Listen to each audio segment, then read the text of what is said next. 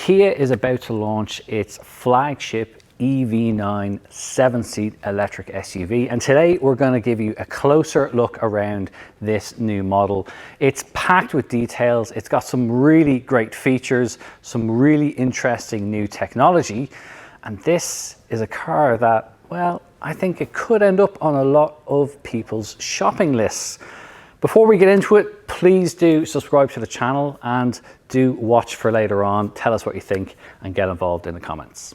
This is the range-topping model. This is the GT line version, and how you can tell that on this particular one is it has a slightly different lower section here, including 2 LiDAR sensors, which are all going to be part of a future level 3 autonomous driving technology.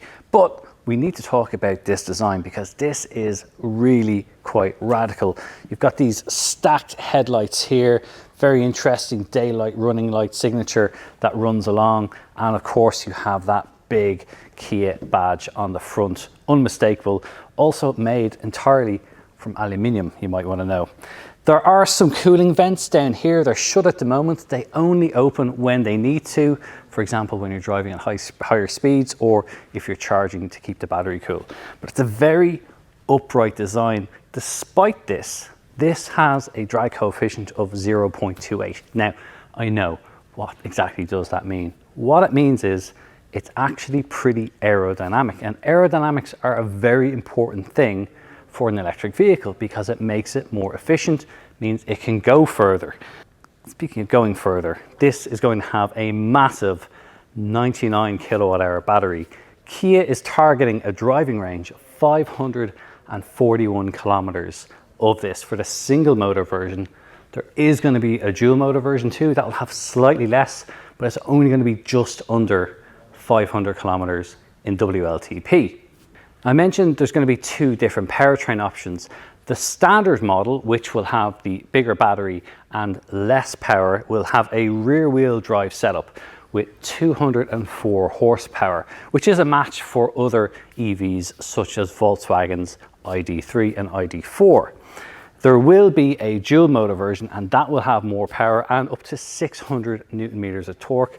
Plus, you will be able to temporarily upgrade that to 700 Newton meters of torque via the online Kia store. So you'll be able to download a basic temporary update for your car. It can also pull up to 2,500 kilograms, which is great if you need an EV to do a little bit of towing for a caravan or a trailer. Being a 7-seat often means that boot space can be slightly compromised, but it's actually not that bad inside here. You've got an electrically operated tailgate, which is great, makes it a lot easier, but you do still have quite a good amount of space even when these rearmost seats are in use. Thankfully, if you don't need them, it's very easy to fold them down, and that gives you much more boot space. You've also got lots of very convenient things in here, such as power sockets here, even a 230 volt power socket, and you can also then lower the center seats and just pull this down very easily to drop down the rear seats, and suddenly you have all of that space inside. As well as all that boot space in the back, you do get a small little frunk up front. Now, it really is just for charging cables, but there's enough space in here that you can put in your charging cables, maybe a tire inflation kit, a few other odds and ends. Pretty handy that you can have that little bit of space, and it's very easy open via that button on the front.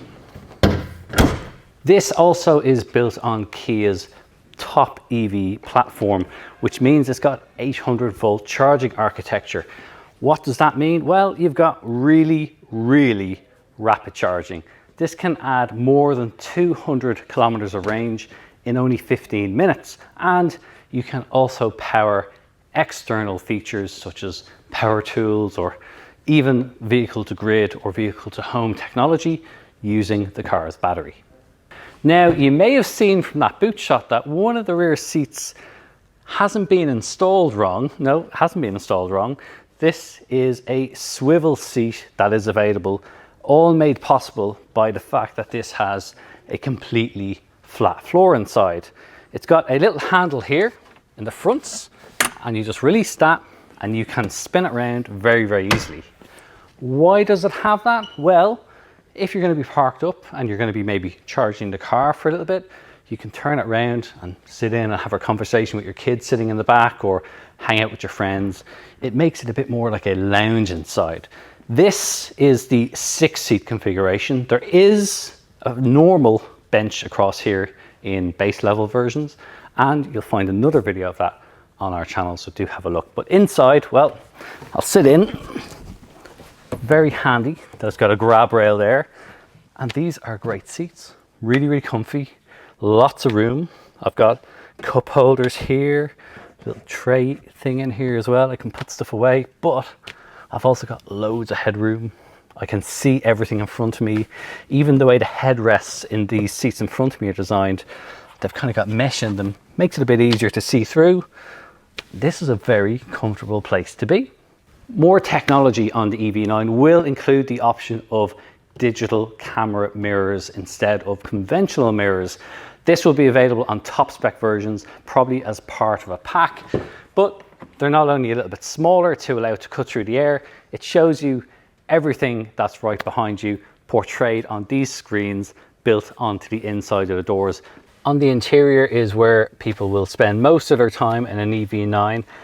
And there's a lot to take in, but there's also a lot of very, very nice details in here. Obviously, it's a very digital experience these days with these 2 screens. Well, it's actually 3 screens. You've got a 12.3-inch display here for your usual digital instrument display. You've got another 12.3-inch display here for all your infotainment system. And in between, they've put a third 5-inch display that shows all of the climate settings, all your temperature controls. It's kind of a useful thing to have. I do like that there are still physical buttons here for adjusting them. Very, very important. So you can still very easily reduce or increase the cabin temperature or the fan speed. One thing I find a little bit odd though is that when I'm sitting here, I can't really see this screen. It's pretty much entirely obscured by my hand here and the steering wheel. So you do have to look around to see certain things, which kind of makes me think it's a little bit pointless, because you could just have a climate display coming up here. But, you know, hey, that's just what they've done, and it's just one of my observations. There are other buttons that are hidden as such until they're illuminated across here. So you've got these shortcut buttons for the infotainment system. You can just very easily press them. They do have a haptic feel to them as well. So as you press it, you do have to press in, and you can kind of get that little bit of a feedback from it. And you've got a volume control here as well for the stereo. You've got USB-C ports all over, so there's no more USB-A ports. This is all USB-C ports in here. There's also a wireless charging pad here on the center console.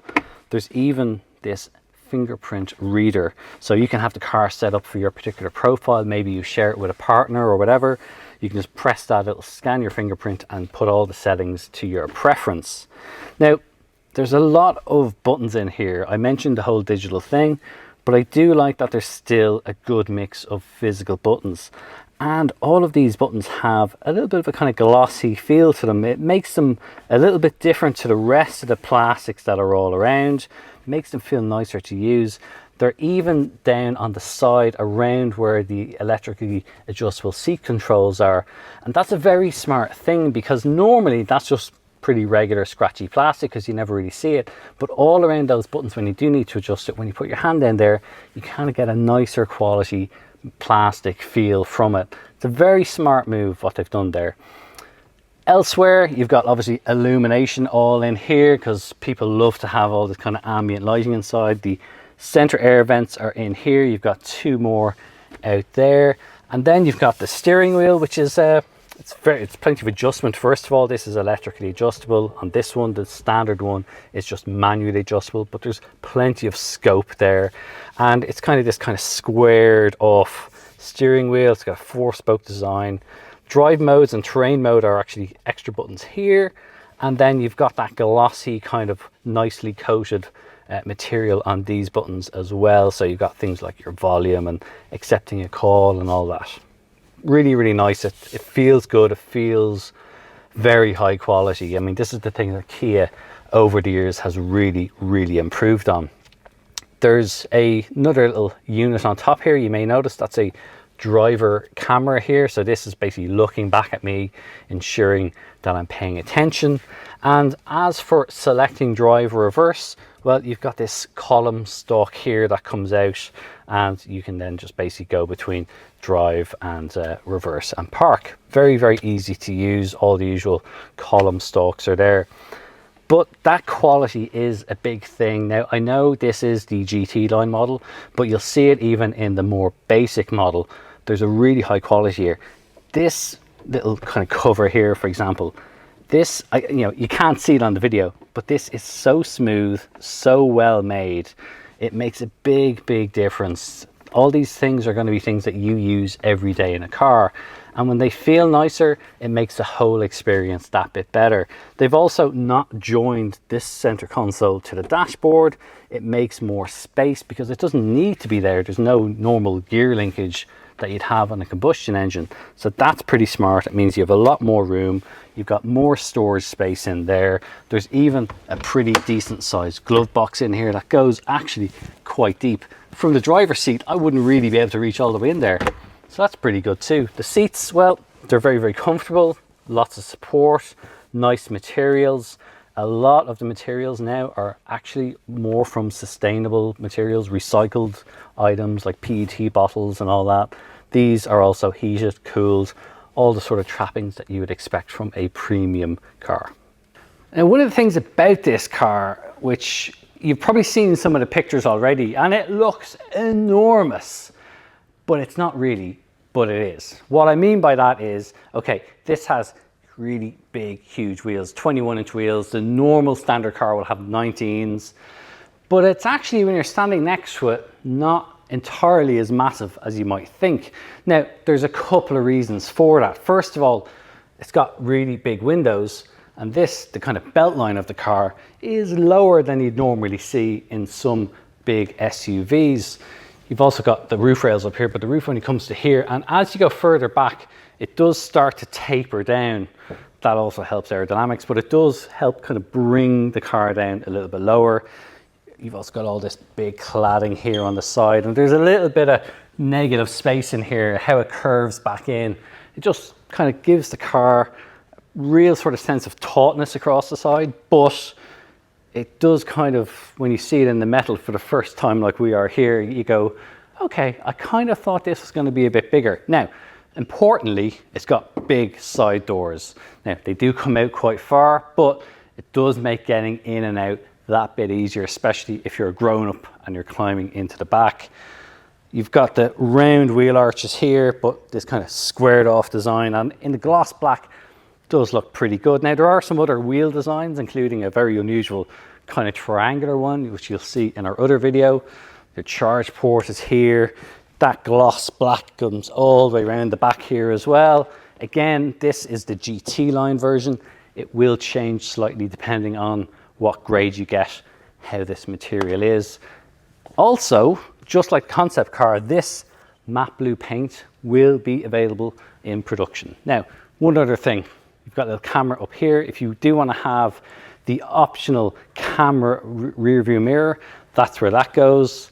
Bit disappointing that they didn't put it into the shark fin like Land Rover do, but there is a wiper under here as well, so that's pretty good. This whole new light signature around the back is something that you're going to see on more Kias going forward. Well, that's our first look at the Kia EV9. It will arrive in Ireland towards the end of this year, probably around November, so it's really going to be a 2024 car. But tell us what you think. We'd love to know, is this going to be on your shopping list when it comes to buying your next EV? If you want to know more about this, head over to our website. It's CompleteCar.ie. It's linked in the description below, and it's a great resource for finding your next new car. If you've enjoyed the video this far, give it a thumbs up. Tell us what you think in the comments below, and don't forget to subscribe to the channel. Thanks for watching.